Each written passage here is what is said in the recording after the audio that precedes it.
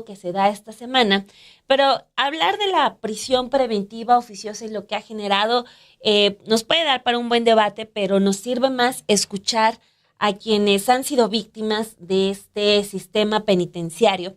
En este caso son Daniel García Rodríguez y Reyes Alpizar Ortiz. Ellos estuvieron 17 años en la cárcel sin recibir sentencia. Daniel García fue detenido el 25 de febrero del 2002. Reyes Alpizar fue capturado hasta el 25 de octubre del 2002, esto después de ser acusados del asesinato de María de los Ángeles Tamés, regidora panista de Atizapán, municipio mexiquense, que ocurrió en 2001. Ahora, tras su detención y de ser interrogados, esos mismos días fueron decretadas sus medidas de arraigo que implicaron un confinamiento por 47 y 34 días respectivamente. Estos arraigos duraron hasta que fueron decretadas las aperturas del proceso penal. Pero no solo tenemos eso, sino que a la par, en estos días, pues allá al meterse los abogados al análisis de los casos y al escuchar sobre todo a las víctimas, pues se encontró que estos dos hombres fueron sometidos a coacciones y a tortura, pues para que admitieran que ellos eran culpables. Entonces, un abuso a todas luces, e insisto, pues es mejor escuchar de voz de quienes atravesaron por estos procesos dolorosísimos y sobre todo injustos, pues qué fue lo que pasó. Así que le damos la bienvenida a Daniel García Rodríguez, este espacio aquí de Café y Noticias. Señor Daniel García, muy buenos días, bienvenido a este espacio. Muy buenos días, estoy a la orden. Pues muy buenos días, Daniel García. Muchísimas gracias por estos minutos de entrevista y también me gustaría empezar esta plática para que usted nos contara cómo fue su detención, cómo fue lo que vivió usted, porque también sabemos que fue una detención arbitraria. Entonces, me gustaría empezar primero que nos narre parte de lo que sucedió en aquel 2002. Hace 21 años, debo decir que yo no sabía que era detenido arbitrariamente. Tampoco conocía que había sido torturado psicológicamente, ni que era violatorio de mis entonces garantías, el hecho del arraigo, ni que hubiera faltado a mi garantía también el no haber tenido un abogado en el momento tanto de mi detención como de mi arraigo.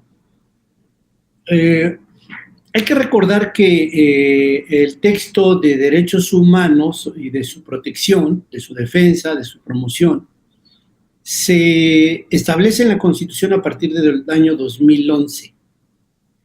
Y en aquel entonces, cuando nosotros somos detenidos, la Constitución establecía un adjetivo que decía garantías individuales. El establecimiento del calificativo, más allá de ampliar lo que conocemos como una condición de ahora de derechos, pues en aquel entonces no lo era, mucho menos en conocimiento de quienes eran detenidos o de quien tenían la posibilidad de defenderse. Entonces, cuando yo soy detenido, pues simplemente me llevan policías desde la puerta de mi casa a las instalaciones de la entonces Procuraduría General de Justicia del Estado de México, desde las 8 de la mañana hasta como a las 11 de la noche, que ya me declaran como supuesto testigo, no como indiciado, y luego me ordenan un arraigo por 30 días, el cual durante ese arraigo, pues ahí fue donde sufrí afectaciones porque entraban el entonces su procurador de justicia del gobierno del Estado de México a coaccionarme y amenazarme que si no le firmaba documentos que él llevaba ya escritos, supuestas declaraciones donde yo imputaba al entonces presidente municipal y al senador de la República por el Estado de México, yo no sería libre, y mucho menos porque iban a detener, según sus amenazas, a familiares míos hasta dar con alguien que me doliera, según sus palabras. Lo que sucedió, porque Inmediatamente detienen a unos primos hermanos, a los que acusan de espionaje, después a mi padre, después ordenan la captura de un hermano y de un par de primos hermanos. Entonces, pero todo fue al paso de los días durante ese arraigo. Cuando yo soy arraigado, no existía una sola imputación, una declaración o algo que acreditara cualquier hecho que me involucrara con el homicidio de la entonces regidora. Todo cuanto ocupan para consignarme y consignarnos a todos los que ya estábamos arraigados, fueron actuaciones que fabricó por la Procuraduría entre el 25 de febrero y el 9 de abril del 2002, mientras estuvimos arraigados.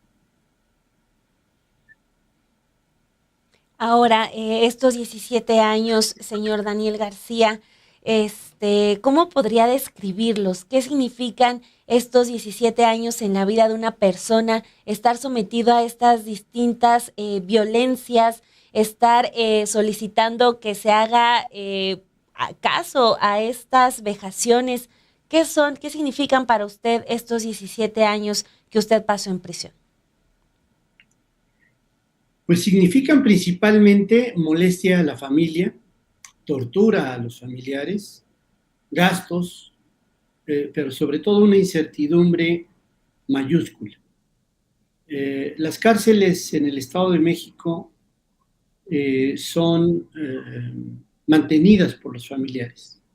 Ahí no existe un par de zapatos o una muda de ropa, o ya no digamos un jabón, una toalla, en el extremo, debo decir, porque a mí me consta, que no existe un plato de frijoles o un pan, un vaso de agua. Ahí no hay nada absolutamente. No le otorgan absolutamente ni un solo aditamento de vivencia, protección, una cobija, no existe eso. Todo debe de ser sufragado y ingresado por los familiares para el menos maltrato que puede tener un ser humano encerrado. No obstante que el sistema penitenciario en el Estado de México tiene alrededor de 4,000 millones de pesos de presupuesto. Estos en alguna parte paran, pero ahí no. Y no es visible porque pues finalmente nadie voltea a ver hacia allá, porque pues a quién le importan los presos ya acusados principalmente públicamente. Entonces la familia es quien realmente sufre la incertidumbre del detenido.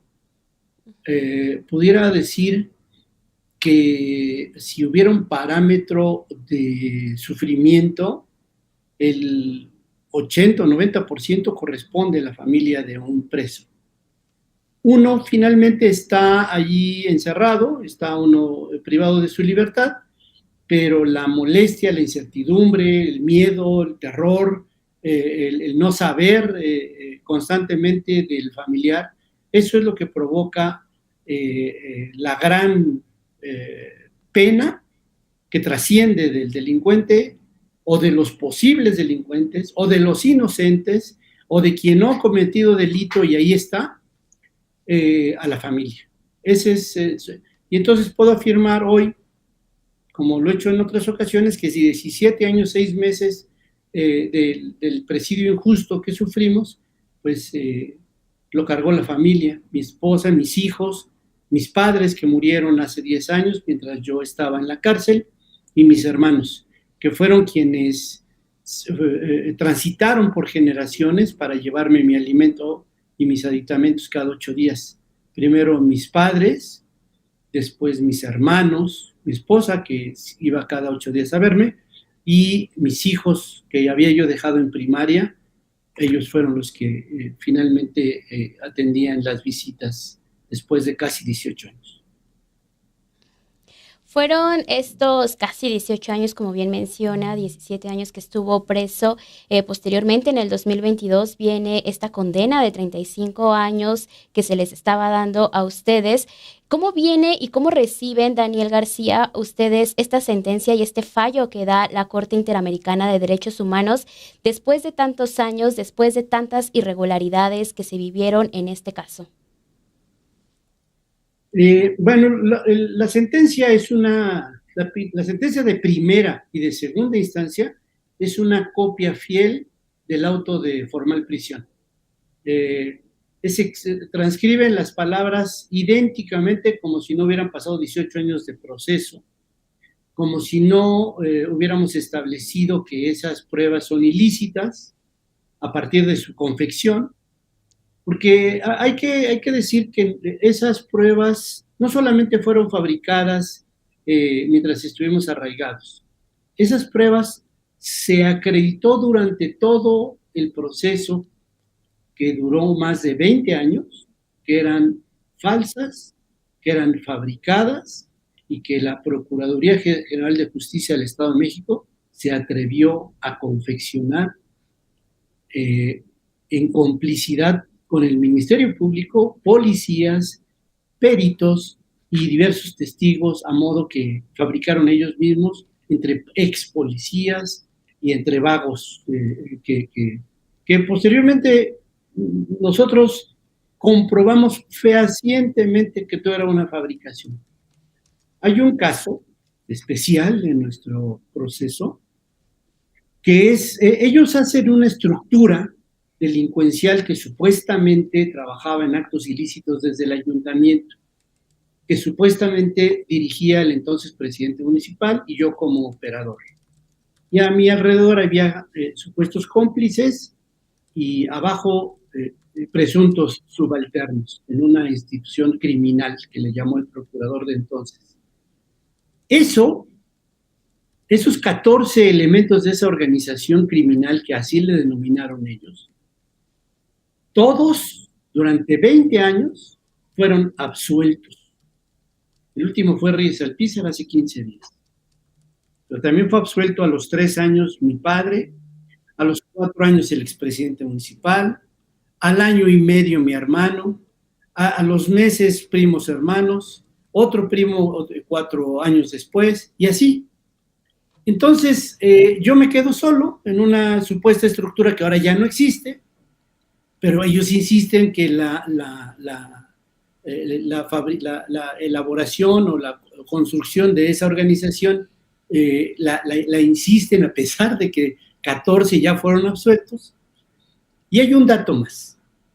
Hay uno de ellos en esa estructura criminal que ellos imponen como el homicida material, que es Jaime Martínez Franco.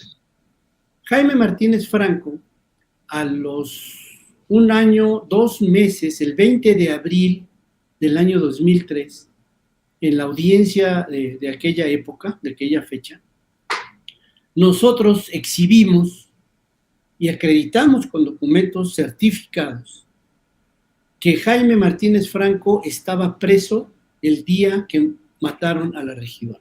Estaba preso desde el año 1999 y hasta ese entonces en una cárcel de Pachuca, Hidalgo. Y no solo eso, él mismo envió una carta al juez firmada, sellada con su huella digital, envió su cartilla militar, su acta de nacimiento y hasta la boleta de la primaria envió, argumentando que era imposible que él hubiera participado y que no lo señalara.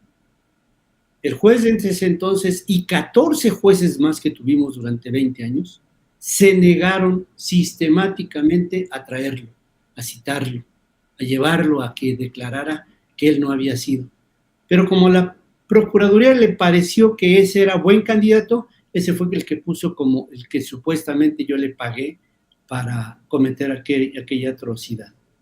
Cosas como esas, que nunca acudieron a verificar siquiera, a tomarse la molestia el juez de mandarlo traer, fue producto de que a varios jueces los premiaran, al primero Alejandro Jardón Nava, lo nombraron primero subprocurador de justicia en Texcoco, al siguiente subprocurador de justicia en Cuautitlán, y hoy, a los años, también llegaron a los máximos cargos del Tribunal Superior de Justicia y se convirtieron en magistrados.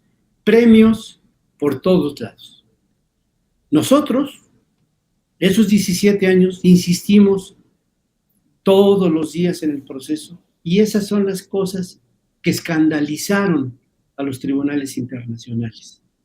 Cabe destacar que esta sentencia de Corte Interamericana es la segunda sentencia internacional que tiene el caso.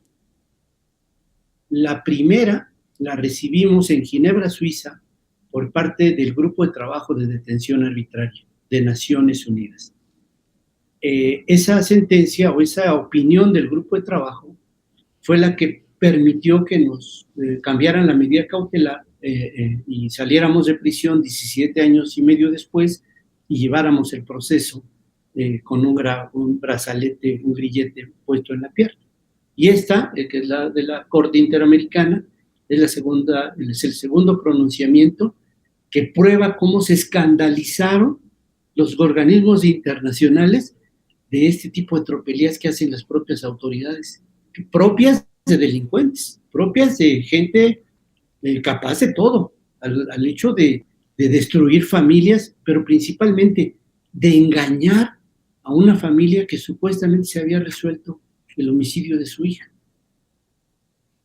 Híjole, pues sí, es que ante evidencia tan clara, cero rebuscado, o sea, la evidencia estaba ahí. Y por eso me gustaría ahondar más en esto que usted ya nos detallaba un poco, señor Daniel García, de esta estructura de poder en el gobierno del Estado de México que llega incluso hasta estos casos, ¿no? De dañar tanto la vida de las personas. Además de los fallos en cortes internacionales, usted con su equipo de abogados va a buscar también algún señalamiento directo para todas estas personas poderosísimas en el Estado de México, porque aunque se salgan bien los fallos en cortes internacionales, pues luego quedan solamente en cuestiones simbólicas. Entonces, ver si esto podría llegar a tener su caso, un alcance directo con este aparato de poder en el Estado de México. Debe de tenerlo, más allá de lo que yo haga, por una razón. La Corte Interamericana de Derechos Humanos ha establecido en su sentencia la obligación que tiene el Estado mexicano de revisar y proponer, establecer la investigación si hubo irregularidades administrativas, procesales o judiciales, tanto de policías e investigadores como de ejecutores de justicia. Dice la propia sentencia que el Estado deberá de investigar a jueces y policías. No es una condición que yo vaya a buscar, no es una condición que yo vaya a promover, pues ya viene en la sentencia. Es un capítulo que no tengo en este momento, pero con todo gusto se los voy a señalar y se los envío en un rato. Ese tema está ya explícito en la sentencia, porque fue algo que nosotros exigimos en la audiencia de agosto. Yo personalmente se lo pedí al presidente de la Corte Interamericana, que le rogaba que en la sentencia se estableciera una investigación a jueces y agentes del Ministerio Público, cosa que ocurrió y viene expuesta en la sentencia. Y bueno, pues nosotros lo que haremos, parte de nuestra futura actividad es precisamente que esa sentencia se cumpla al 100%. De 14 sentencias que la Corte Interamericana ha establecido en contra de México, en contra del Estado mexicano, la mayoría de los actores principales de esas sentencias pues están muertos. Así está Radilla Pacheco, está pues en el caso el campo algodonero, en fin, son desafortunadamente sentencias que ya establecieron cuando ya las víctimas habían fallecido. Y en nuestro caso no, aquí estamos, nosotros seremos principales promotores del cumplimiento de esta sentencia, y una de las cosas que más nos interesan es que no vuelva a ocurrir, que estas manipulaciones de jueces, estas actuar como jueces de consigna en busca premios o de promociones, o quizá económicas, no lo sabemos, pues se terminen y haya jueces autónomos, independientes, pero sobre todo independientes de políticos que tanto daño han hecho a este país, no por las víctimas. Finalmente, nosotros somos parte de esta historia, principalmente porque ya basta, es muy urgente que haya justicia en México, es urgentísimo que ese 93% de impunidad se reduzca y que pues, finalmente la policía haga su trabajo, investigue y consigne no solamente a los verdaderos delincuentes, sino a los delincuentes, que ni eso sucede, ¿no? Una última pregunta de mi parte, señor Daniel García, y tiene que ver con lo que pueda ayudar también este fallo de la Corte Interamericana de Derechos Humanos a otros casos, porque se pone ahora esta parte de la prisión preventiva oficiosa y de arraigo en discusión, una discusión que ha estado en los últimos días también para otros casos. Entonces, ¿qué es lo que piensa usted? También contaban con este fallo a su favor y que sí pudiera ser aplicable para otros casos? De repente como que nos han acartonado mucho en el sentido de la necesidad de la oficiosidad de la prisión preventiva. Efectivamente, pues es una bandera política muy importante para quien piensa en votos, ¿no? O quien piensa políticamente, porque pues a quien no nos gusta que el delincuente vaya a parar a la cárcel al otro día que lo detenga. Eso es normal, eso es una cosa que es inobjetable. Sin embargo, más allá de la afectación que pueda ocurrir a la apreciación de la ciudadanía en relación a que un delincuente no llegue a prisión inmediatamente, en forma automática como ahora lo permite la Constitución, más allá de esa facilidad de opinión, yo quisiera expresar por qué nos conviene a todos, por qué la prisión preventiva oficiosa le afecta al ciudadano común. ¿Qué parte de ahí está oculta y por qué razón los fiscales y los ministerios públicos y los gobernadores y los políticos la defienden con tanto ahínco? Y yo les voy a decir por qué y les voy a comentar por qué razón nos conviene a todos, nos urge quitar la oficiosidad de la prisión preventiva. Ha sido una herramienta del Ministerio Público y del policía para extorsionar. Es un mecanismo que permite la extorsión allá en la barandilla. ¿Quién no sabe, quién no conoce un caso donde se ha dado la posibilidad de negociar la libertad de alguien allí en Galeras, ahí en la barandilla? Todos sabemos, todos conocemos, hemos escuchado a alguien que ha negociado su libertad ahí con el policía y con el Ministerio Público. Y sucede porque resulta que ellos, al tener la posibilidad de encarcelar a alguien con la facilidad que le da la Constitución, llámese posesión de alguna cantidad de droga, una arma, un robo con violencia, cualquier delito que puedan ellos estructurarle a una persona. Más allá de los delitos graves, por supuesto, que tanto nos afectan y tanto nos duelen, como es la violación, los homicidios, los secuestros, por supuesto. Pero el hecho de que esa atribución se le retire con la facilidad que tiene hoy el Ministerio Público de encarcelar a cualquiera con la simple acusación, pase, como sucede en todos los países del mundo, con un juez de control y que ese juez, en una audiencia pública, con elementos que acrediten la culpa y la peligrosidad de esa persona, sea el que decida que deba de permanecer en la cárcel mientras está procesado,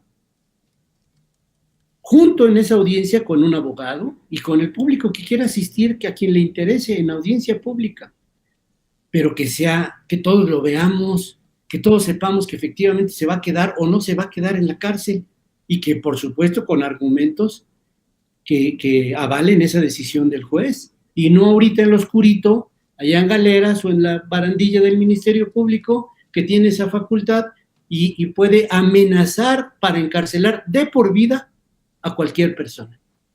Eso es lo que más nos debe de interesar, más allá de posturas políticas, porque además lleva algo muy importante, que si exigimos la mediación de un juez para que decida la prisión oficiosa, que debe de existir, la prisión preventiva más allá de oficiosa, si nosotros exigimos la mediación de un juez, el agente del Ministerio Público y los policías tendrán la obligación, por primera vez durante muchos años en México, de trabajar, de investigar, de llevar al juicio a alguien, pero con evidencia científica, con elementos que ya tiene la ley, pero que hoy no usan, porque les parece muy fácil nada más acusar y para dentro de la cárcel, sin mediación de ningún juez. Eso es lo más importante en el sentido de que nos aterrice este retiro de la oficiosidad de